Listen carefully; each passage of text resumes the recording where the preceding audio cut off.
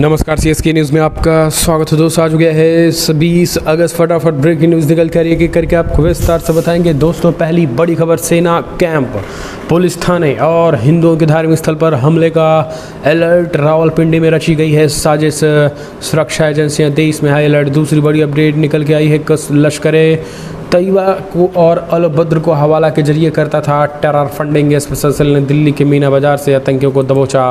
तीसरी बड़ी अपडेट, पाकिस्तानी सैनिक हरियाणा में अभ्यास को तैयार, भारत के साथ सीमा पर तनाव बरकरार, पाकिस्तान की सेना आएगी भारत। वही अगली अपडेट, चीन की दबंगई का जवाब, समुद्र में ताकत दिखाएगा भारत समेत 17 देश, 100 लड़ाकू विमान होंगे इसमें शामिल। दक्षिणी चीन सागर में चीन ताइवान की दबंगई भारी पड़ेगी। अगली एक और अपडेट निकल के आई है दोस्तों, जहां आतंकी फंडिंग के मामले में ताबड़तोड़ देश भर में छापेमारी हुई, वो हम आपको बताएंगे। जम्मू कश्मीर में आतंकियों के कमर टूटी तो टीआरएफ ने दी धमकी। इस बीच बांग्लादेश बोला, पैगंबर पर टिप्पणी का विरोध हमने नहीं किया था और हम भारत के हैं साथ। तो सब कुछ खबरें बताएंगे, जहां G20 शिखर सम्मेलन में पुतिन और जेलेंस्की हो सकते हैं आमने सामने। वहीं जन्माष्टमी में देश भर में धूम जहां रही, तो दूसरी तरफ ऋषि सुनक जो ब्रिटेन में पीएम पद के दावेदार बन चुके हैं, भावी पीएम के तौर पर ऋषि सुनक जो भी उन्होंने भी हिंदुओं के मंदिर पहुंचकर पत्नी के साथ की है पूजा जन्माष्टमी में, वो हम आपको बताएंगे। इस बीच अगली अपडेट, चीन की पेट में दर्द दिया है छोटा सा देश लिथुआना ने ताइवान में बनाया अपना पहला दूत नियुक्त कर दिया है। तो सब कुछ बताएंगे, जहां 1998 में भारत की जासूसी कर रहा पाकिस्तानी हिंदू, क्या है पूरा मामला वो बताएंगे। 8 लाख भक्त जन्मभूमि पहुँचे, सीएम योगी आदित्यनाथ भी पहुँचे मथुरा, कहा अयोध्या काशी तो झांकी पूरी मथुरा बाकी। तो सब कुछ कवरेज के करके विस्तार से बताएंगे, लेकिन उससे पहले छोटा सा निवेदन, अगर आपने चैनल को सब्सक्राइब नहीं किया तो पल पल के अपडेट के लिए चैनल को सब्सक्राइब करना ना भूलो दोस्तों। दरअसल पहली बड़ी अपडेट निकल के आ रही है, आपको बता दें, जहाँ सेना कैंप, पुलिस थाने और हिंदुओं के धार्मिक स्थलों पर हमले का अलर्ट। रावलपिंडी में रची गई साजिश। दरअसल कश्मीर में बुरी तरीके से पिटे आतंकी संगठनों ने अब हिंदुओं पर हमले की साजिश रचनी शुरू कर दी है। इसके साथ ही सेना के कैंप और पुलिस थाने पर आतंकी हमले के अलर्ट भी जारी कर दिए गए हैं। सूत्रों के अनुसार सुरक्षा एजेंसियों को इनपुट मिले हैं कि कश्मीर में बुरी तरीके से पिटे आतंकी संगठन रजौरी और पुंछ में बड़े हमले की योजना बना रहे हैं। उनके निशाने पर कुछ धार्मिक स्थल भी हो सकते हैं। सूत्रों ने यह भी बताया है कि फिलहाल ये साजिश पाकिस्तानी सेना के टॉप कमांडरों के साथ आतंकियों और ISI के अधिकारियों की एक बड़ी बैठक में रची गई है। सूत्र के अनुसार सीमा पार पाकिस्तानी खुफिया एजेंसी ISI और पाकिस्तान सेना के कुछ कमांडरों की 5 अगस्त 2022 को रावलपिंडी में सेना के गुप्त स्थान पर बैठक हुई है। उसके बाद POK के रावलकोट में खुफिया एजेंसी ने अधिकारियों और पाकिस्तानी सेना के कुछ कमांडरों ने आतंकी संगठनों के कमांडरों के साथ बैठक कर निर्देश जारी कर दिया है। बैठक में आतंकियों के रजौरी, पुंछ और कश्मीर में पहुंचने की बात हुई है और उनके साथ ही हथियारों को ड्रोन के जरिए पहुंचाने की भी बात की गई हुई है। कश्मीर में कुछ सक्रिय आतंकियों के रजौरी और पुंछ के पहाड़ों, जिनमें पीर पंजाल और वुंदल कड़ी इलाके में पहुंचने का जिक्र भी किया गया है। सूत्रों का कहना है कि 11 अगस्त को रजौरी के दरहाल इलाके में सेना के परगाल कैंप पर वो फिदाइन हमला भी इसी साजिश का एक हिस्सा था, जिनमें 2 फिदाइन मारे गए हैं और अब भारतीय सेना के 4 जवान शहीद हुए थे। अगली और अपडेट निकल के आई है, लश्कर तैयबा और अल बद्र को हवाला के जरिए करता था टेरर फंडिंग। स्पेशल दिल्ली के मीना बाजार से धर दबोचा आतंकी को। दरअसल दिल्ली पुलिस जम्मू कश्मीर के ज्वाइंट ऑपरेशन में आतंकवादी संगठन लश्कर तैयबा और अल बद्र की टेरर फंडिंग के लिए काम करने वाले एक हवाला ऑपरेटर को गिरफ्तार कर लिया गया है। आपको बता दें, दिल्ली पुलिस के स्पेशल सेल की टीम ने आतंकी संगठनों के लिए हवाला लेन देन करने वाले गिरफ्तार शख्स की पहचान मोहम्मद यासीन निवासी गली नल बंदन तुर्कमान गेट दिल्ली के रूप में की गई है। मोहम्मद यासीन पेशे से गारमेंट का व्यापारी है और दिल्ली के मीना बाजार से काम करता है। दिल्ली पुलिस की स्पेशल सेल के स्पेशल कमिश्नर HGL धालीवाल के मुताबिक सूचना मिली थी कि जम्मू कश्मीर में आतंकी गतिविधियों को बढ़ावा देने वाले हवाला मनी को उपलब्ध करवाया जा रहा है। इसको ऑपरेट करने का काम दिल्ली के मीना बाजार से काम करने वाला मोहम्मद यासीन कर रहा है। तो इस तरीके से उस जिहादी को गिरफ्तार कर लिया गया। अगली एक और अपडेट निकल के आई है, चीन की दबंगई का जवाब मिलेगा, समुद्र में ताकत दिखाएंगे भारत समेत 17 देश, 100 लड़ाकू विमान होंगे शामिल। दरअसल दोस्तों, ताइवान पर भड़का चीन इन दिनों दक्षिणी चीन सागर के पास दबंगई दिखा रहा है। बीते कई दिनों से वो ताइवान को घेर कर लाइव फायर ड्रिल कर रहा है। चीन की इस दबंगई को जवाब देने के लिए ऑस्ट्रेलिया के समुद्री इलाके में बहुत बड़ा युद्धाभ्यास शुरू होने वाला था। आपको बता दें, 19 अगस्त से शुरू होने वाले इस युद्धाभ्यास में भारत समेत 17 देश शामिल होने वाले हैं। युद्धाभ्यास में शामिल देश वैसे साफ कह रहे हैं कि इस ड्रिल को चीन से कोई लेना देना नहीं है, लेकिन इस पर सबकी नज़रें हैं।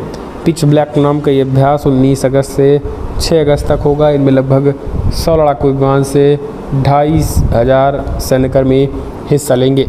कोरोना काल के बाद ये लोकतांत्रिक देशों का सबसे बड़ा शक्ति प्रदर्शन होगा। भारतीय वायुसेना इस अभ्यास के लिए सुखोई 30 MKI और हवा में विमानों में ईंधन भरने वाले विमानों को भेज रही है। अगली एक और अपडेट निकल के आई है दोस्तों, आपको बता दें, जहां आतंकी फंडिंग मामले में हमने आपको बताया गिरफ्तारी, और इस बीच बड़ी खबर, पाकिस्तानी सैनिक हरियाणा अभ्यास को तैयार, भारत के साथ सीमा पर तनाव बरकरार। दरअसल सीमा पर तनाव के बीच भारत और चीन जल्द एक साथ अभ्यास में भाग ले सकते हैं। इतना ही नहीं, कहा जा रहा है कि पाकिस्तान में सुरक्षा से जुड़े एक अभ्यास में हिस्सा लेने अक्टूबर में भारत आ सकता है। खबर है कि रूस में होने वाले वोस्तोक 2022 सैन्य अभ्यास में भारत भाग लेगा। इससे पहले 3 देशों ने रूस में हुए जापाद अभ्यास में भी हिस्सा लिया था। शंघाई सहयोग संगठन SCO के तहत भारत में अक्टूबर के आसपास अंतर्राष्ट्रीय आतंकवाद विरोधी अभ्यास होगा। संभावना जताई जा रही है कि हरियाणा के मानेसर में यह आयोजित हो सकता है। साप्ताहिक ब्रीफिंग के दौरान पाकिस्तान के विदेश प्रवक्ता आसिम इख्तियार ने मुल्क में शामिल होने के बाद की जानकारी दी है। खास बात यह है कि इस साल भारत SCO रैट्स यानी रीजनल एंटी टेररिज्म स्ट्रक्चर की अध्यक्षता भी कर रहा है। साथ ही पाकिस्तान, भारत, रूस और सेंट्रल एशियन रिपब्लिकन भी क्षेत्रीय व्यवस्था का हिस्सा होगा। तो एक तरीके से पाकि सैनिक जो है वो भारत में आएंगे। हम चलते हैं, एक और अपडेट निकल के आई है दोस्तों, अगली खबर निकल के आ रही है, जहां जम्मू कश्मीर में आतंकियों की अब खैर नहीं है। आपको बता दें, TRF बौखलाया हुआ धमकी दी कि एक को उड़ा देंगे। खुफिया इनपुट के बाद हुआ अलर्ट। दरअसल आपको बता दें, जम्मू कश्मीर में एक तरफ जहां चुनाव आयोग चुनाव कराने की तैयारी में जुटा है, वहीं दूसरी तरफ आतंकी भी फिर से जम्मू कश्मीर में सिर उठाने की कोशिश में जुटे हैं। आए दिन हो रहे आतंकी हमलों के बीच खुफिया एजेंसियों को इनपुट है कि लश्कर तैयबा से जुड़ा आतंकी संगठन TRF कश्मीर में बड़ी आतंकी वारदात को अंजाम देने की फिराक में है। खुफिया एजेंसियों का इनपुट है कि TRF के आतंकी जम्मू कश्मीर में सरपंच, पंच, मजदूर और यहाँ बसे गैर स्थानीय नागरिकों को निशाना बना सकते हैं। आज तक के पास मौजूद खुफिया रिपोर्ट्स के मुताबिक आतंकियों को लगता है कि अमरनाथ यात्रा के पूरा होने के बाद सुरक्षा बल रिलैक्स मोड में हैं और आतंकी इसी का फ़ायदा उठाकर बड़े हमले के फिराक में हैं। हम चलते हैं, और अपडेट, बांग्लादेश बोला पैगंबर पर टिप्पणी का विरोध हमने नहीं किया, हम भारत के साथ हर मोर्चे पर खड़े हैं और डटे हैं। बांग्लादेश ने पैगंबर के खिलाफ टिप्पणी मामले में भारत के साथ होने की प्रतिबद्धता जाहिर की। बांग्लादेश के विदेश मंत्री अब्दुल मोमेन ने इसको लेकर एक बयान जारी किया है और उन्होंने कहा है कि फ़िलहाल दिल्ली में भाजपा प्रवक्ता द्वारा पैगंबर के खिलाफ टिप्पणी करने के बाद भी हमने इनके खिलाफ विरोध करने वालों का साथ नहीं दिया।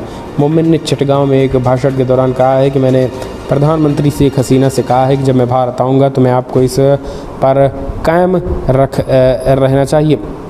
बांग्लादेशी विदेश मंत्री मोमेन ने कहा है कि फ़िलहाल बांग्लादेश और भारत दोनों को राजनीतिक स्थिरता की ज़रूरत है और ये तभी संभव है यदि भारत शेख हसीना की सरकार का समर्थन करता है। उन्होंने कहा है कि बहुत से लोग मुझे भारत का दलाल कहते हैं क्योंकि जब कभी ऐसा कुछ होता है तो मैं कड़ा संदेश नहीं देता। अगली एक और अपडेट निकल के आ रही, G20 शिखर सम्मेलन तो वो बाली में होगा। पुतिन और जेलेंस्की का आमना सामना, इंडोनेशिया ने की इस चीज़ की पुष्टि। जी हाँ, दरअसल आपको बता दें, ब्लूमबर्ग न्यूज़ के एक इंटरव्यू में इंडोनेशिया के राष्ट्रपति जोको विडोडो ने कहा है कि चीनी राष्ट्रपति शी जिनपिंग और रूसी राष्ट्रपति व्लादिमीर पुतिन दोनों इस साल के अंत में बाली में होने वाले G20 शिखर सम्मेलन में भाग लेने की योजना बना रहे हैं। विडोडो ने ब्लूमबर्ग में न्यूज़ से बातचीत करते हुए कहा कि शी जिनपिंग आएंगे। राष्ट्रपति पुतिन ने भी मुझसे कहा है कि वो आएंगे। दोनों बड़े देशों के अमेरिका से चल रहे तनाव के बीच ये सब पहली बार है जब इंडोनेशिया के राष्ट्रपति G20 शिखर सम्मेलन में सी और पुतिन दोनों भाग लेंगे। इतना ही नहीं, रुको, इसमें जेलेंस्की भी शामिल होंगे, तो ये एक तिगड़ी होगी। हम चलते एक और अपडेट। वेग ब्रेकिंग, ऋषि सुनक ने इस्कॉन पहुंच मनाई जन्माष्टमी, पत्नी अक्षता मूर्ति भी रही मौजूद। दोस्तों दरअसल आपको बता दें, बड़ी खबर निकल के आई है दोस्तों, जहां एक तरीके से भारतीय संस्कृति का मान सम्मान फिर बढ़ा दिया है और ये क्लियर कर दिया है कि भारतवंशी कभी अपनी संस्कृति भूल नहीं सकता है, चाहे वह जहाँ चला जाए। ब्रिटेन में पीएम पद के प्रमुख दावेदार और उम्मीदवार भारतीय मूल के ऋषि सुनक ने अपनी पत्नी दरअसल उन्होंने अपनी पत्नी के साथ अपनी तस्वीरों को ट्वीट किया। वे जन्माष्टमी पर्व मनाने के लिए international society for Krishna conciliation ISKCON के यूके मुख्यालय भक्ति वेदांत मनोर मंदिर पहुंचे थे। आपको बता दें, पीएम पद की रेस में सुनक अपनी प्रतिद्वंदी लीज ट्रस से काफ़ी पिछड़ते हुए दिख रहे हैं। ब्रिटेन में बोरिस जॉनसन की सरकार के वक्त वित्त मंत्री रहे ऋषि सुनक ने ट्विटर पर लिखा है कि आज मैं अपनी पत्नी अक्षता के साथ भक्ति वेदांत मनोर मंदिर में जन्माष्टमी मनाने गया था, जो कि भगवान कृष्ण के जन्मदिन को मनाने वाले लोकप्रिय हिंदू मंदिरों में से एक है। एक और अपडेट, चीन को चुनौती देते हुए लिथुआनिया में ताइवान ने अपना पहला दूत नियुक्त कर दिया है। दरअसल आपको बता दें, यूरोप के एक छोटे से देश लिथुआनिया ने एक चीनी नीति को चुनौती देते हुए बृहस्पतिवार को ताइवान के लिए अपना पहला प्रतिनिधित्व नियुक्त कर दिया। चीन स्वशासित द्वीप ताइवान को अपना क्षेत्र बताता जा रहा है। लिथुआनियाई प्रधानमंत्री एगिंड्रा सिनेटरी ने सलाहकार पॉलियस ने ताइवान के लिए देश का पहला प्रतिनिधित्व नियुक्त किया है। ताइवान के अर्थव्यवस्था एवं नवाचार मंत्रालय ने बृहस्पतिवार को इसकी घोषणा की है। उनके कामकाज शुरू करने के लिए अगले महीने ताइपे पहुंचने की उम्मीदें भी हैं। हालांकि इससे चाइना को बड़ा झटका है, क्योंकि चाइना कभी ऐसा होने देना नहीं चाहता था।